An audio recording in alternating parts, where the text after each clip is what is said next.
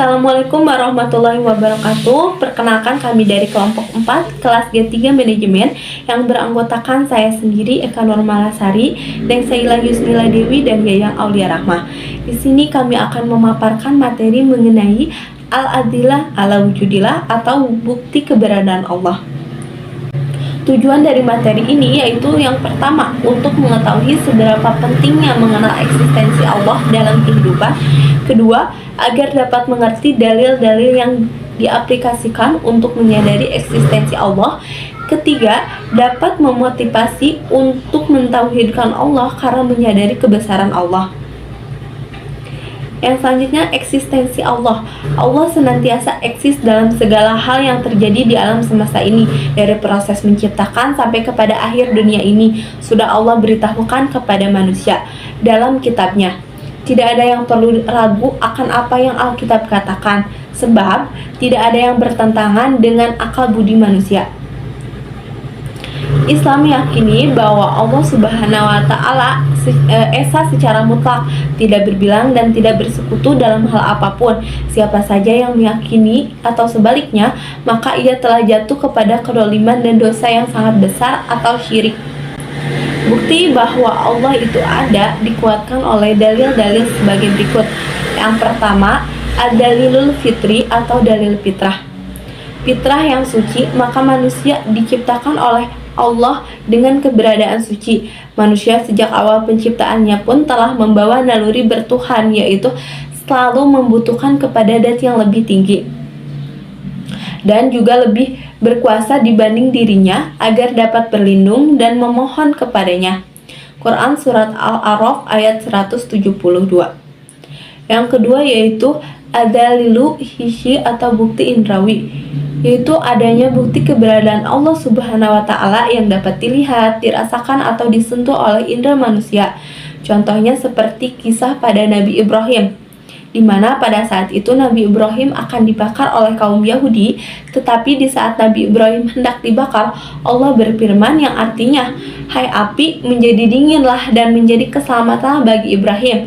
Quran Surah An-Anbiya ayat 69. Dari situ kita ambil contoh bahwa bukti keberadaan Allah yang dapat dilihat oleh kita sendiri, yaitu api yang bersifat panas menjadi dingin seketika, dan Nabi Ibrahim yang seharusnya kepanasan menjadi sebaliknya. Yang ketiga yaitu ad-dalilu akli atau dalil akal. Langkah yang dapat ditempuh untuk membuktikan adanya Tuhan melalui akal yaitu dengan dua teori. Yang pertama yaitu teori sebab. Segala sesuatu pasti ada sebab yang melatar belakanginya. Dan yang kedua yaitu teori keteraturan. Alam semesta dan seluruh isinya bergerak dengan sangat teratur, tidak saling berbenturan. Ini membuktikan bahwa keberadaan Allah itu sangat dahsyat. Dan yang keempat yaitu ad-dalilu nakli atau dalil pembuktian keberadaan Allah Subhanahu wa Ta'ala dengan petunjuk kitab suci.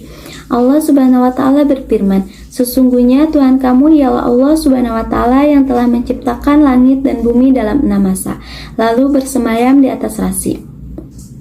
Dia menitipkan malam kepada siang yang mengikutinya dengan cepat.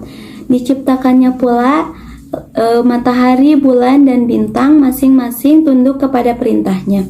Ingatlah, menciptakan dan memerintahkan hanyalah hak Allah Subhanahu wa Ta'ala. Maha suci Allah Tuhan semesta alam." Quran Surat Al-A'raf ayat 54.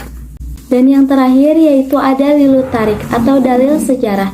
Eksistensi Allah Subhanahu wa Ta'ala diberitakan sepanjang sejarah manusia, mulai dari manusia pertama yaitu Nabi Adam alaihissalam hingga Rasul terakhir yaitu Nabi Muhammad SAW. Seluruh dalil-dalil ini jika kita kaji dan pahami secara mendalam, maka akan membimbing kita pada al-marifatu bi ajmatillah, yang artinya pengetahuan dan pengenalan pada keagungan Allah Subhanahu wa Ta'ala, yang dapat mengokohkan sikap tauhid kita atau mengesahkan Allah Subhanahu wa Ta'ala. Yang selanjutnya mengagungkan Allah. Dari semua dalil-dalil yang sudah tadi kami jelaskan, itu semua berfungsi untuk menguatkan pandangan kita betapa keagungan Allah Subhanahu wa Ta'ala begitu luar biasa dan menundukkan kita sendiri di hadapan keagungan ini. Allah Subhanahu wa taala berfirman dalam Quran surat Al-Isra ayat 111 yang artinya, katakanlah segala puji bagi Allah yang tidak mengangkat seorang anak, tidak mempunyai sekutu dalam kerajaannya, dan tidak memerlukan penolong dari kehinaan. Agungkanlah Dia setinggi-tingginya. Yang selanjutnya mentauhidkan Allah. Mentauhidkan Allah atau bisa juga disebut dengan uluhiyah, yaitu mengesahkan Allah dari segala bentuk peribadahan, baik yang terlihat maupun batin. Itu artinya kita beriman bahwa hanya Allah semata yang berhak untuk disembah, tidak ada sekutu baginya. Allah Subhanahu wa taala berfirman dalam Quran surat Al-Anbiya ayat 92 yang artinya, sungguh agama tauhid inilah agama kamu, agama yang satu, dan Allah adalah Tuhanmu, maka sembahlah aku.